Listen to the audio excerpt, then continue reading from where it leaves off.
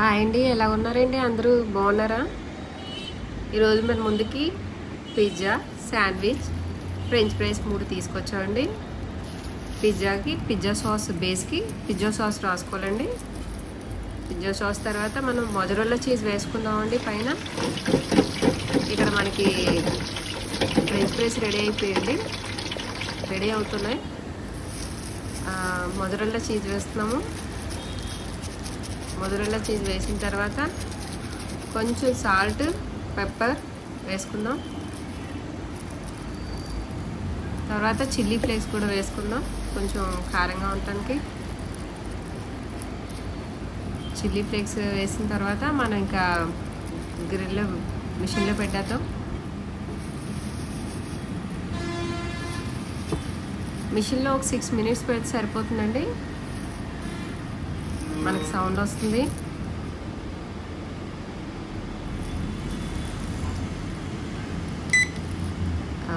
Next మనం శాండ్విచ్కి వెళ్ళిపోదాం. Sandwich కొంచెం మైనస్ రాసిన తర్వాత పైన మనం పన్నీర్ సబ్జీ వేసుకుందామండి. పన్నీర్ సబ్జీ వేసిన తర్వాత మధ్యలో కొంచెం శాండ్విచ్ స్లైస్ చీజ్ పెట్టుకుందాం. స్లైస్ చీజ్ కంపల్సరీ పెట్టుకోవాలి. పెట్టుకుంటే మనకు బాగుంటుందండి తినడానికి.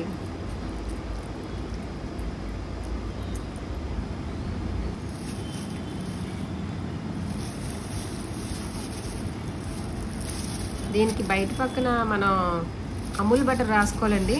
అమూల్ బటర్ రాసిన తర్వాత మనం గ్రిల్లో పెట్టేసుకుందాం.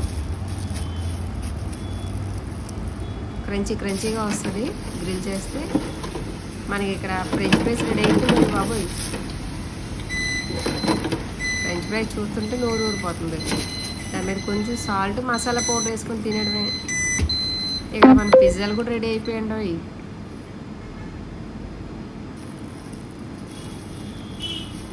శాండ్విచ్ కూడా రెడీ అయిపోతుంది. గ్రిల్ అయిపోతే శాండ్విచ్ రెడీ అయిపోయినట్టే.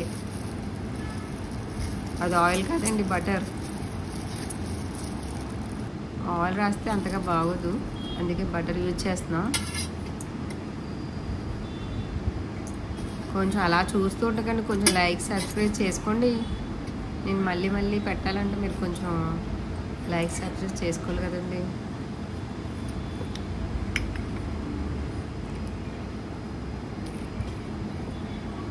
కొత్త వీడియోస్తో వస్తాను, కొంచెం లైక్ చేసుకోండి సార్. అమ్మయ్య, గ్రిల్ అయిపోయింది, సూపర్గా వచ్చేయండి.